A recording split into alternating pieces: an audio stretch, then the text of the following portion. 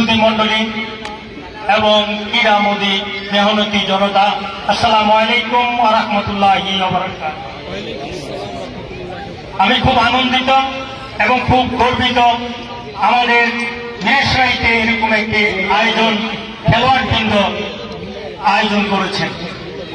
Football মানুষকে আনন্দ দেয়, football প্রত্যেকটা ফুটবল প্রেমী মানুষকে সুস্থ রাখতে সহযোগিতা করে। মেষরাই থেকে জাতীয় দলে কিছু খেলোয়াড় যাবে, আমি সেটাই প্রত্যাশা করছি।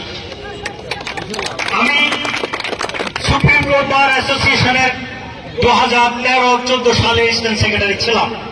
সেই সময় তোমরা যারা সুপ্রিম কোর্টে যাবে, সেখানে আমাদের একটা ক্রীড়া কমপ্লেক্স আছে, সেটা সেই ক্রীড়া কমপ্লেক্সটি আমি ইডেন গার্ডেনের আলোকেই মূলত করার জন্য কাজ শুরু করেছিলাম, যদিও সে যায় নাই। তো মেষরাইতে ইনশাআল্লাহ আল্লাহ যদি আমাদেরকে কখনো কাজ করার সুযোগ করে দেয়, আমরা একটি বিশ্বমানের স্টেডিয়াম করব এবং সে আধুনিক সে সব ধরনের খেলা যাতে করে একটি স্টেডিয়ামের পাশাপাশি হতে পারে, সেরকম একটা টিম নিয়ে কাজ করব। মনে রাখবে, আমাদের সব খেলার প্রতি ঝোঁক আছে, কিন্তু সব ধরনের প্লেয়ারকে অ্যাকোমোডেশন করার সেই সুযোগ আমাদের সবার কাছে থাকে না। সেজন্য ফুটবল প্রেমিক হয়ে যায়, কখনো ক্রিকেট নিয়ে দৌড়ায়, কখনো বা তো আমি অনুরোধ জানাবো, খেলবে তাদেরকে ক্রিকেটের দিকে যাওয়ার দরকার নাই। যারা ক্রিকেটের ভিতরেই মনোনিবেশ করা দরকার, তাহলে সেখান থেকে ভালো প্লেয়ার বেরিয়ে আসবে।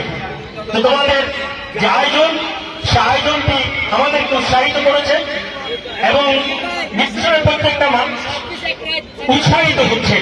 আমি আশা করছি এরকম আয়োজন মিরসরাইয়ের বিভিন্ন জায়গায় হবে এবং তোমরা এটাকে জাতীয়ভাবেও করবে। এবং আমি আশা করব যে বাংলাদেশের গুরুত্বপূর্ণ প্লেয়ারদের ভিতরে তোমাদের নাম থাকবে।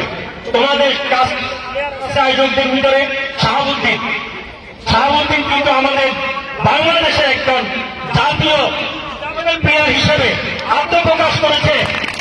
আমি সেই ইতিমধ্যেই শুধু বাংলাদেশ থেকে বিশ্বের বিভিন্ন রাষ্ট্রে আমাদের প্লেয়ার হিসেবে সেখানে সে খেলেছে, সেখানে সুনামের সাথে সে মেডেল এবং সম্মাননা নিয়ে এসেছে। শাহাবুদ্দিনকে আমি রিকগনাইজ করেছিলাম কমলাপুর মাঠে। আমি এবং আমার ওয়াইফ তাকে সেখানে সম্বর্ধিত করি আমার মিরসরাইয়ের এলাকার ছেলে হিসাবে। সেদিক থেকে তার সাথে আমার পারিবারিকভাবে সম্পর্ক রয়েছে। আমি শুভকামনা করলাম। আমি শুধুমাত্র আমাদের মিরসরাইয়ের প্রত্যেকটা ছাত্র জনতাকে বলবো, তোমরা খেলাধুলার পাশাপাশি তোমাদের লেখাপড়ার প্রতি মনোনিবেশ করবে। মনে রাখবে, শুধুমাত্র খেলাধুলা কিছু সংখ্যক প্লেয়ারের হতে পারে। আমি আবার বলছি, খেলাধুলা কিছু সংখ্যক প্লেয়ারের ক্যারিয়ার হতে পারে, সকল ছাত্রের ক্যারিয়ার হতে পারে না। শুধু সকল ছাত্রের ক্যারিয়ার হবে তার লেখাপড়া এবং তার আলটিমেট টার্গেটে প্রশ্ন হবে, আর খেলাধুলা হবে এডিশনাল। কেউ জাতীয় দলে গিয়ে এটাকে ক্যারিয়ার হিসেবে করতে পারবে। তোমরা এই কথাগুলো মাথায় রেখে কাজ করবে, লেখাপড়ার সময় লেখাপড়া করবে, খেলাধুলার সময় খেলাধুলা করবে, তাহলে আমরা একটি সমৃদ্ধ বাংলাদেশ গড়ে তুলতে পারবো।